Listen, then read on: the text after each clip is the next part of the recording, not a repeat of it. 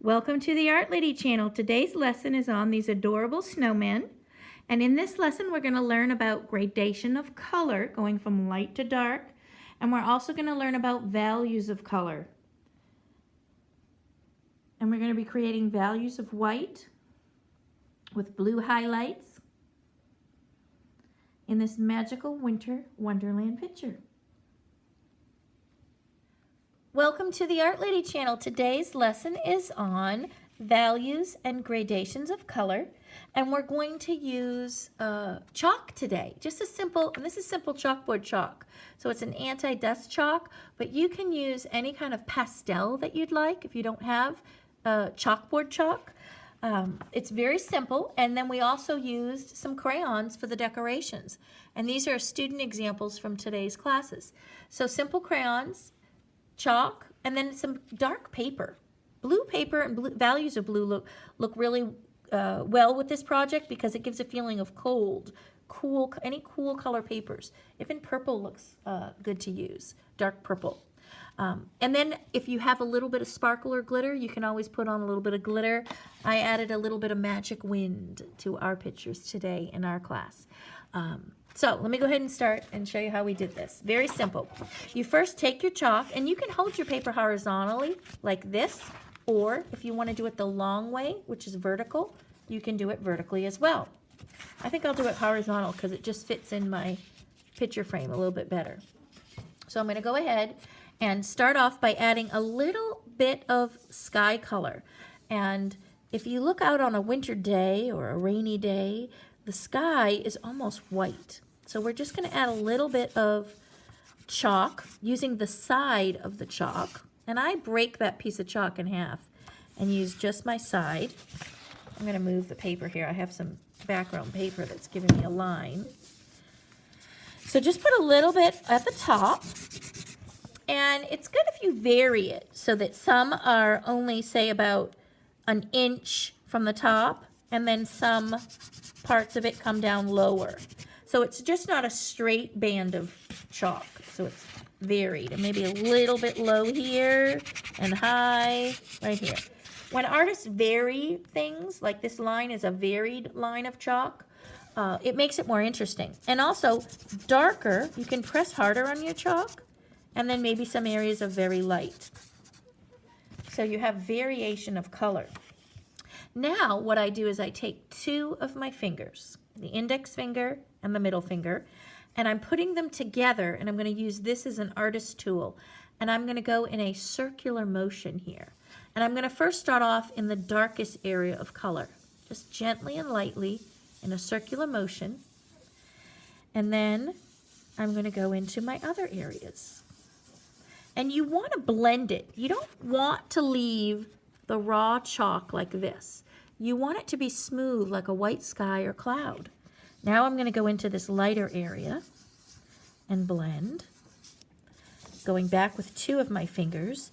And now I'm pushing kind of hard. Now when you come to your edge where the chalk meets the paper with nothing on it, this you want to blend in so that you don't see a specific line. This is called a gradation of color, where the color gradually blends into the background paper. It's a gradation of color going from dark to a lighter value. And in this case, it's actually going from a lighter value of color to a darker value. And we use this technique when we blend. And values of colors, if you notice I'm continuing my circular motion, values of colors are lightness or darknesses of a color. So I can say this is a dark value teal color. This would be a very light blue. Look at that circle. Very light value blue. This would be a medium value blue, and this is a dark value blue spot. This is a dark value blue paper. And here is this has varieties of values of blue. So those are values of color.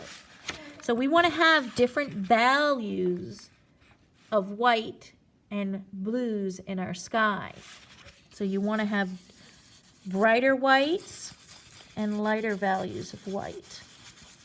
And actually it forms more of a, this is dark teal, and then the clouds and sky actually become a lighter value teal all the way to a white, the pure white. Now I want the gradation of color, so I'm blending it in right here.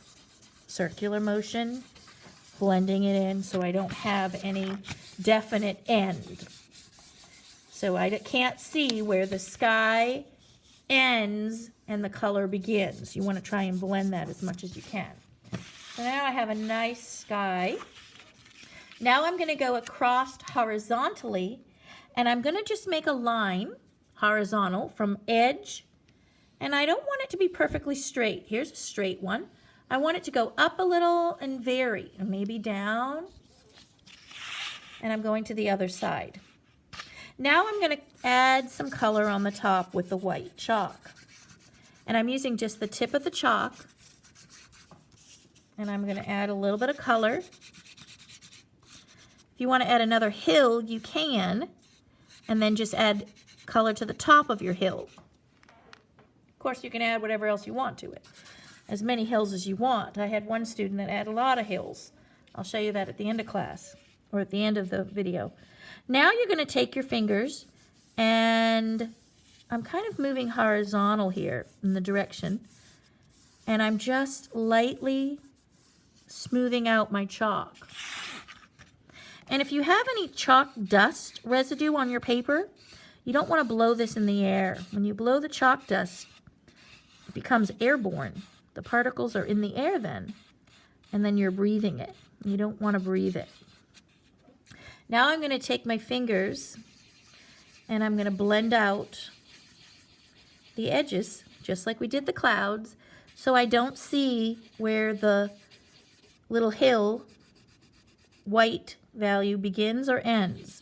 It's blended gradually, and it's called a gradation of color, going from lighter value to dark. And I'm going to do the same for this edge.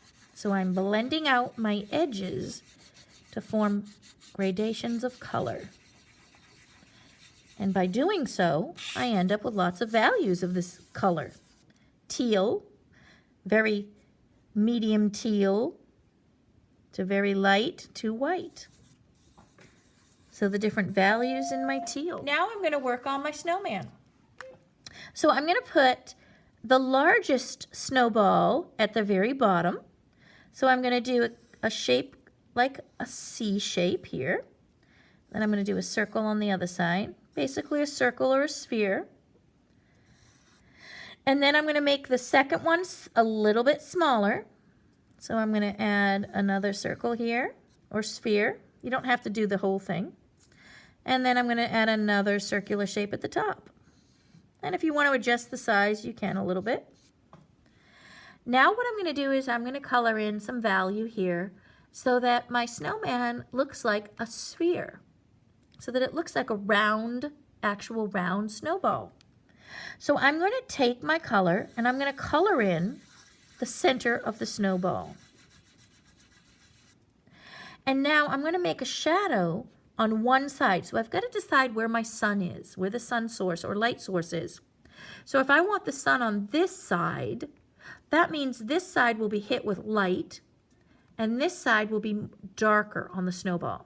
So I'm going to leave this as it is, but on the side that has the light with the sun, I'm going to add a little bit more white to it, right here. And I'm going to do the same for all snowballs because the sun is the same for the whole snowman.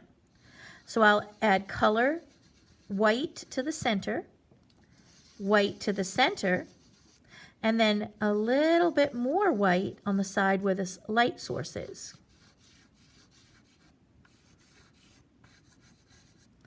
Now I'm going to smear in the center,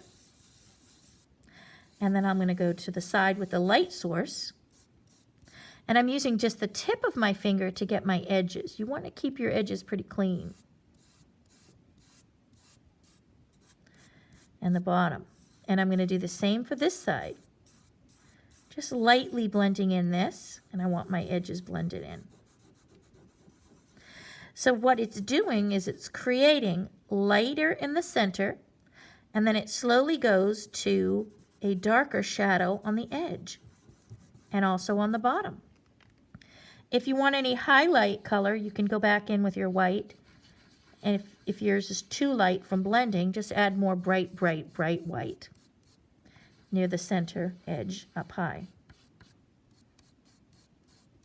Again, if you have buildup of the powder, you don't want to blow that powder. I'm just going to tip it off on my paper. Now I'm going to blend in this edge, or this center. Carefully blend in my edges with the tips of my fingers. Again, I don't want to go out of my snowman. Blend in this side. And then lightly blend in the edge here. So I have a shadow on the side of my snowman. So this is the darker side of the snowman. And oftentimes when you're outside in the winter, when you look at the snow and the shadows inside the snow, they appear to be blues or dark blues or gray, as it's reflecting some of the sun, or the sky rather. Blending in, nice and bright. Once you've done your snowman, now you can decorate your snowman. And you can decorate it any way you want to with your crayons. You can even add snow babies, snow mamas, snow girls, snow animals. Some kids even made snow puppies and snow dogs. And just by doing the same thing, coloring it in, blending. I'm going to make a snow bunny right here. A little snow bunny. Blend it in a little bit. Just be careful. Put a little tail. And be real careful. I'm going to use my pinky for the ears here. So it's up to you how you want to decorate the rest of your winter picture. And I'll show you quickly how to do you can make it a traditional snowman if you want to. I'm going to put the carrot nose. This is a triangle. This is kind of facing up. I'm using crayons, but you can use oil pastel will work, or paint. I don't like using markers on top of my chalk drawing because the chalk tends to stick to the marker, and then it ruins my markers. Crayon and oil pastel seem to work pretty good. There's my buttons, and then you can add a hat. Basically decorate it any way you'd like. Make sure when you add something like this, you color it in though. You don't want to just have a drawing, just draw and then have it left blank. And when we were kids, I grew up in New Hampshire, so we always used sticks for arms. And actually, we didn't have coal. So we didn't use coal for the eyes, nose, and mouth. We just used bark from a tree, actually. So when kids really make snowman, that's one thing you could do. If you are living up north and you build snowman, let me know in the comments what you use to decorate a real snowman. But when we were kids, we always used bark from trees. We just pick it off. We had thick trees with big, thick bark, and we pick it off and put it on. Our snow was so deep, it was hard to find rocks and things for your eyes, nose, or eyes and mouth and buttons. And of course, we used our scarves. We either used the scarf we were wearing, or we got an extra one, and a hat. But oftentimes, the eyes, nose, mouth stuff were just found things from the woods that we could find. Even pine trees, the needles on the pine trees you could use for decorations on your snowman too. And I don't remember ever making, so I don't know if you do at home or not, a snow girl. But some of my kids in class, they turned their snowman into a snow girl. But as a kid, I don't remember doing that. But there is my scarf. So you can have fun too.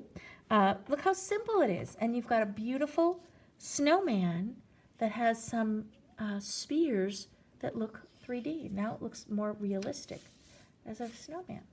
So I hope you have fun too. And let me know in the comments, like I said, what you do at home when you make your real snowman. And now I'm going to show you some examples from my students from my classes from today. Some adorable snowman examples that were made today in class using the techniques I showed you on the video. And of course, each one is different. You make your own up. I love the way this one has the different snowbanks in front and piles of snow. You can use your imagination, add whatever you like to your picture.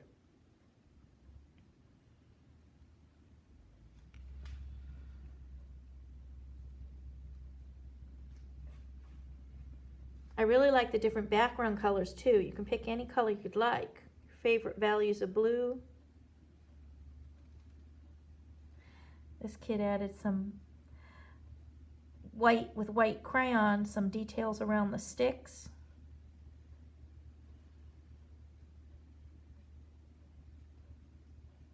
Of course, you can even get fun scarves and patterns in your scarves. With darker paper, it almost looks like it's more toward nighttime.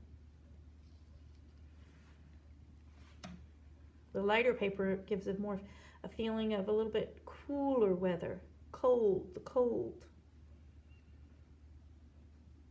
And the words underneath are Winter Wonderland.